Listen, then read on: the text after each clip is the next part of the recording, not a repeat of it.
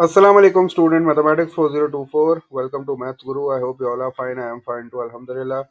Students, I am back with one more question on statistics. This question has two parts. In the first part, we have to find the mean and the range. And in the third part, we have to comment on the answer. And in the second part, that is part B, we have to draw a cumulative frequency curve and we have to answer one question related to that curve. So I hope ये video भी तुम लोग के लिए helpful होगी इंशाल्लाह। Solve मैंने कर दिया है क्वेश्चन, उसका सोल्यूशन जो है वो डिस्कस कर लेते हैं। So let's just begin the video. पहले मैं क्वेश्चन को रीड आउट करता हूँ, फिर देखते हैं कि हमें क्वेश्चन में फाइंड आउट क्या करना है। The question says Marco grows two types of tomato plants, type A and type B. He counts the number of tomatoes growing on each tomato plant. The result for type A plants are shown in table. अच्छा, हमारे पास अब यहाँ एक table बना हुआ है जिसमें number of tomatoes on plant और फ्रीक्वेंसी जो है वो हमें गिवन है। और ये डाटा जो है वो हमारे पास बेसिकली अनग्रुप डाटा है जो कि टेबल की फॉर्म में है, क्योंकि यहाँ हमें जो है वो कोई रेंज जो है वो नज़र नहीं आ रही है। इसका मतलब है कि दिस डाटा इज़ अनग्रुप्ड, और ये अनग्रुप डाटा जो है ये टेबल की फॉर्म में हमें गिवन है क्योंकि इसमें रिपीटेशन काफ़ी हो रही है। क्योंकि आप देख रहे हो फ्रीक्वेंसी का कॉलम उसने दिया हुआ है, तो इसका मतलब है कि भाई ये जो नंबर ऑफ टाइम्स है ना, ये काफ़ी बार है, तो रिपीटेशन काफ़ी हो रही है नंबर्स की, तो इसीलिए उसने हमें ये डाटा जो है वो टेबल की फॉर्म में दिया हुआ है। और ये डाटा जो है वो थोड़ा बड़ा भी है, तो रैंडम नंबर्स जो है उसमें मिस्टेक्स का चांस है, इसलिए उसने हमें टेबल की फॉर्म में दिया हुआ है। ज़रा थोड़ा सा डाटा को जो है वो एनालाइज कर लेते हैं कि भाई डाटा हमें किस फॉर्म में दिया हुआ है और डाटा का जो है वो क्या मतलब है। तो उसने हमें ये बताया कि जो टोटल प्लांट्स हैं वो हमारे पास 20 है, और 5 प्लांट्स ऐसे हैं जिन पे 17 टोमेटोज जो है वो लगे हुए हैं। ये टाइप ए प्लांट की बात हो रही है। टाइप बी का जो है वो हमारे पास कोई डाटा फिलहाल नहीं है। 2 प्लांट्स ऐसे हैं जिसमें 18 टोमेटोज जो है वो लगे हुए हैं। 7 ऐसे हैं जिसमें 19 टोमेटोज लगे हुए हैं, ठीक है। और 3 प्लांट ऐसे हैं कि जिसमें 20 जो है वो टोमेटोज हैं। 2 ऐसे हैं जिसमें 21 है, और एक ऐसा प्लांट है जिसमें 22 टोमेटोज जो है वो लगे हुए हैं। तो टोटल हमारे पास जो है वो टाइप ए के 20 प्लांट्स है। तो ये थोड़ा सा डाटा को हमने जो है वो एनालाइज कर लिया, क्योंकि हमें आगे कमेंट्स भी लिखने हैं, तो इसीलिए जो है वो डाटा को एनालाइज करना जो है वो इम्पोर्टेंट है। फर्स्ट पार्ट में हमसे कह रहा है calculate the mean number of tomatoes per plant. इसका मतलब है we have to find the mean, और मीन को फाइंड आउट करने के लिए चूंकि हमारे पास डाटा जो है वो टेबल की फॉर्म में, तो हमारे पास एक और कॉलम यहाँ होना चाहिए जिसको हमने बोलना है एफ मल्टीप्लाई बाय एक्स। चूंकि यहाँ हमारे पास जो डाटा है वो रेंज की फॉर्म में नहीं है, तो यहाँ हमें मिड पॉइंट निकालने की कोई जरूरत नहीं है। जब ग्रुप डाटा होता है तब हमें मिड पॉइंट निकालना होता है। यहाँ हमें मिड पॉइंट निकालने की कोई ज़रूरत नहीं है क्योंकि ये हमारे पास अनग्रुप डाटा है। इसको मैंने एक्स कह दिया, ठीक है, ये मेरी क्वांटिटी हो गई, ये एक्स हो गया। इसको मैंने एफ कह दिया, ये मेरी फ्रीक्वेंसी है। तो सबसे पहले मैंने क्या किया, अपनी फ्रीक्वेंसी को एड अप कर लिया और मैंने लिख लिया कि भाई जो मेरे पास सिग्मा एफ की वैल्यू आ रही है वो आ रही है 20। तो मैंने यहाँ जो है वो सिग्मा एफ की वैल्यू लिख दी। हमारे पास जो मीन का फॉर्मूला है वो sigma F x upon sigma F होता है, हम यही यूज़ करते हैं। बस चेंज ये आता है कि जब ग्रुप डाटा आ जाता है तो हम एक्स जो है वो मिड पॉइंट के थ्रू फाइंड आउट करते हैं। तो अब ये जो मैंने नया कॉलम बनाया एफ मल्टीप्लाई बाय एक्स, जरा इसकी जल्दी से वैल्यूज फाइंड आउट कर लेते हैं। इसके लिए मुझे एफ और एक्स को मल्टीप्लाई करना है, तो 5 multiply by 17 will give me 85। 2 multiply by 18 जो है वो 36 हो जाएगा। 7 मल्टीप्लाई बाय 19 जो है that will be equals to 133। 3 multiplied by 20 will give me 60, 2 multiplied by 21 will give me 42 and 1 multiplied by 22 will give me 22। इन सबको ऐड अप कर लिया, तो ये जो मेरे पास अब 378 की वैल्यू आई है that is basically sigma F x, मतलब ये प्रोडक्ट है एफ और एक्स का, और इसके पूरे कॉलम को मैंने जो है वो ऐड अप कर लिया है। तो इसको मैंने बोला सिग्मा एफ एक्स। नाउ मुझे अब सिर्फ मीन का फॉर्मूला यूज़ करना है। मीन का फॉर्मूला है sigma F x upon sigma F.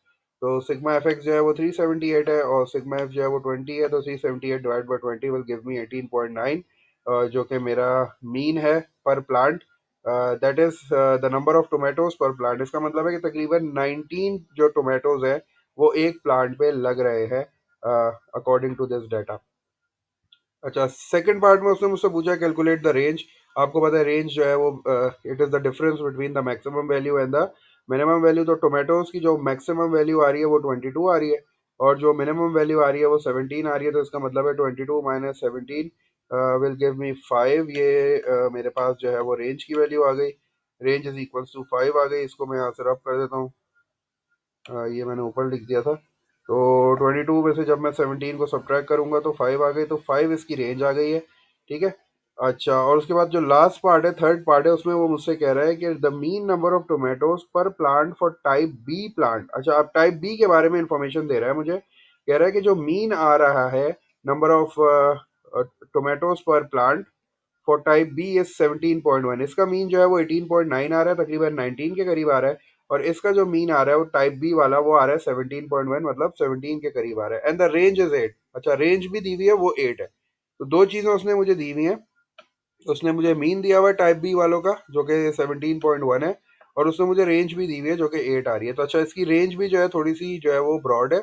इसकी रेंज जो थी वो 5 थी, मतलब जो है ये करीब करीब थे जो वैल्यूज थी नंबर ऑफ टोमेटोज जो आ रहे थे ऑन अ प्लांट, तो ये थोड़े से जो है ना करीब करीब थे। इनकी रेंज थोड़ी कम है और इसकी रेंज जो है वो 8 है। इसका मतलब है कि थोड़ा सा जो है वो वाइड हो गई रेंज। आपसे कह रहा है make to comment comparing the number of tomatoes growing on type A and type B plant. तो पहला तो हमारे पास मीन है, हमारे पास जब दोनों का मीन मौजूद है तो इसका मतलब है कि टाइप ए में जो मीन आ रहा है number of tomatoes per plant वो अप्रोक्सीमेटली 19 के करीब है।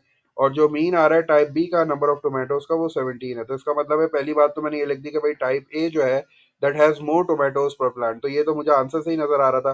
टाइप ए के जो प्लांट्स थे उसमें तकरीबन तकरीबन 19 टोमेटोज जो है वो हर प्लांट पे लग रहे थे।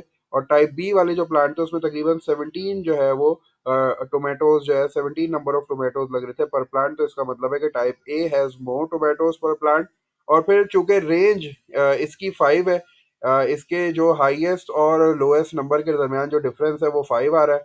और टाइप बी की बात करूं तो उसमें जो हाईएस्ट और लोएस्ट जो नंबर्स हैं उनके दरमियान जो डिफरेंस आ रहा है वो 8 आ रहा है। तो इसके बारे में मैं ये कह सकता हूँ कि टाइप ए जो है वो ज़्यादा कंसिस्टेंट है। टाइप ए जो है वो ज़्यादा कंसिस्टेंट है क्योंकि यहाँ 17 18 19 20 21 22 मतलब जो है वो नंबर ऑफ टोमेटोज जो है वो मोर और लेस जो है वो करीब करीब है। ठीक है, कहीं 17 है, कहीं 18 है, कहीं 19 आ रहे हैं, कहीं 20। तो ये कंसिस्टेंसी लेवल जो है वो यहाँ ज़्यादा है as compare to the type B. तो मैंने ये लास्ट पॉइंट में ये लिख दिया कि number of tomatoes per plant is more consistent for type A. Second part, जल्दी से इसका सेकेंड पार्ट भी देख लेते हैं। सेकेंड पार्ट में हमारे पास we have to draw the cumulative frequency diagram, जैसे कि मैंने आपको बताया था स्टार्ट ऑफ द वीडियो। तो इसमें ये कह रहा है कि मार्को ऑल्सो ग्रो स्ट्रॉबेरीज। तो मार्को ने स्ट्रॉबेरीज भी जो है वो जो है ग्रो की हुई है। He records the masses M grams of 120 of strawberries. The frequency table has been given below. यहाँ हमें उसने एक फ्रीक्वेंसी टेबल बना के दिया हुआ है। मास एम ग्राम्स में 5 से 10 के इन बिटवीन 15 है। 10 से 15 के दरमियान 38 है। 15 टू 20 45 आ रहा है। 20 से 25 17 एंड 25 टू 35 आ रहा है।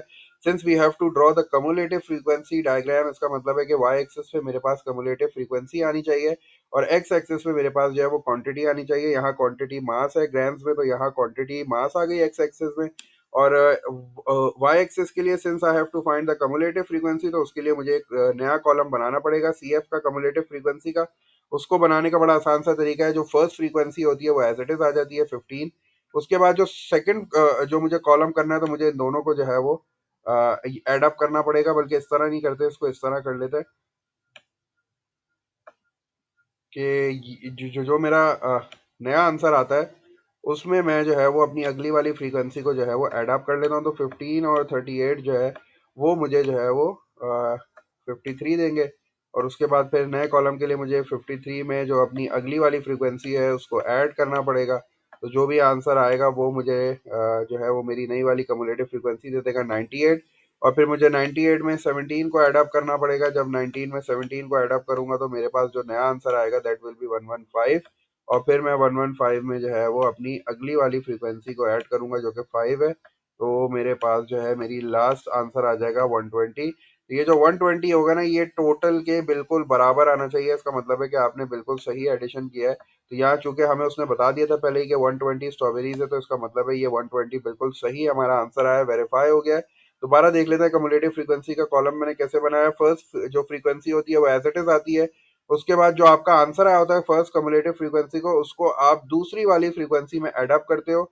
तो 15 प्लस जो 38 है दैट विल गिव मी 53। तो ये मेरे सेकंड वैल्यू आ गई कम्युलेटिव फ्रीक्वेंसी की। अब मैं इसको थर्ड वाली फ्रीक्वेंसी में ऐड करूंगा तो जो आंसर आएगा वो मेरा थर्ड जो है कम्युलेटिव फ्रीक्वेंसी का आंसर हो जाएगा।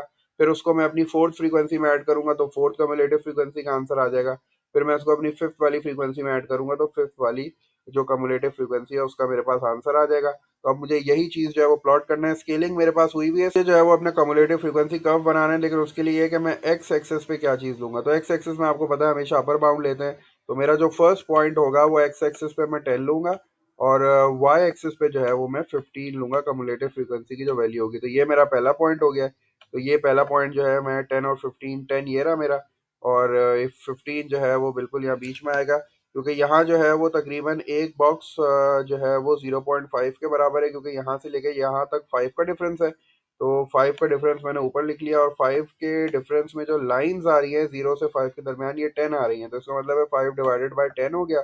तो इसका मतलब है कि मेरे पास जो एक स्मॉल बॉक्स हो गया एक्स एक्सिस पे, वो 0.5 के बराबर है। तो 0.5, 1, 1.5, 2, 2.5, 3, इस तरह जो है वो मेरा एक्स एक्सिस का स्केल चल रहा है।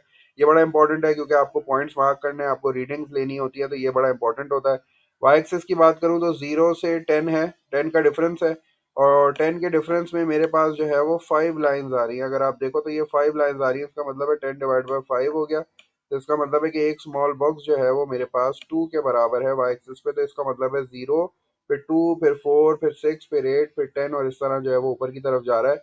तो इसका मतलब है कि 10 पे मुझे 15 ड्रॉ करना था, तो मैं जो है वो मुझे पता है 10, 12, 14, और ये 14 और 16 के दरमियान मैंने एक पॉइंट लगा दिया, ये 10, 15 हो गया। सेकंड पॉइंट की बात करूं तो सेकंड पॉइंट जो है वो मेरे पास एक्स पे मैं मुझे 15 प्लॉट करना है, क्योंकि ये अपर बाउंड के दरमियान करता हूँ, और 53 मुझे करना है। तो ये मेरा सेकंड जो है वो पॉइंट हो गया 15 और 53। 15 और 53, 15 मेरे पास ये आ गया, और मैंने यहाँ से 53 जो है वो 52 और 54 के बिल्कुल बराबर में आएगा। तो ये मेरा सेकंड पॉइंट आ गया। थर्ड पॉइंट के लिए जो है 20 और 98 हो जाएगा मेरे पास।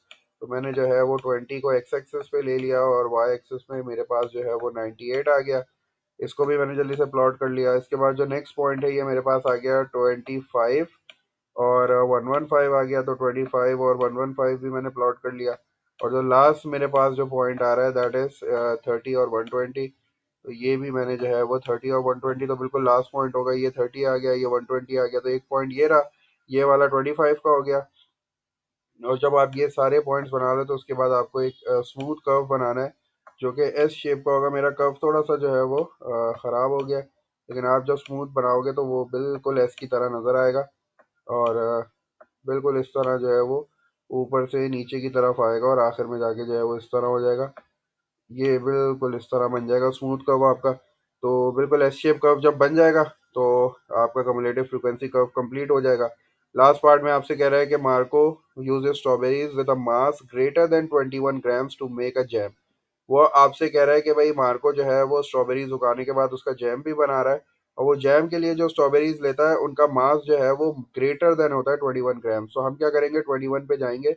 हमें पता है कि यहाँ 0.5 है, तो 21 हमारा ये रहा। 21 से हमने एक वर्टिकल लाइन ड्रॉ करनी है, और फिर हमने यहाँ रीडिंग ले लेनी है। तो ये रीडिंग हमारी कम से कम जो है वो 103 आ रही है तकरीबन ना।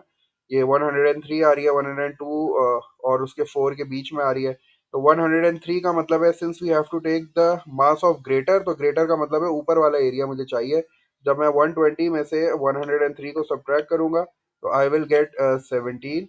तो मैंने जो है वो 103 को सब्ट्रैक्ट कर दिया 120 में से, चूंकि मुझे ग्रेटर वाला पार्ट चाहिए था। तो ग्रेटर वाला पार्ट ऊपर का होगा, और लेस वाला पार्ट जो है वो नीचे का होता है। तो 17 आ गया। परसेंटेज निकालनी है, तो परसेंटेज के लिए मुझे जो है वो 17 को टोटल से डिवाइड करना पड़ेगा। टोटल 120 है, और फिर उसको 100 से मल्टीप्लाई करना पड़ेगा। तो 14.167% जो है वो स्ट्रॉबेरीज जो है वो यूज़ हो रही हैं जैम बनाने के लिए।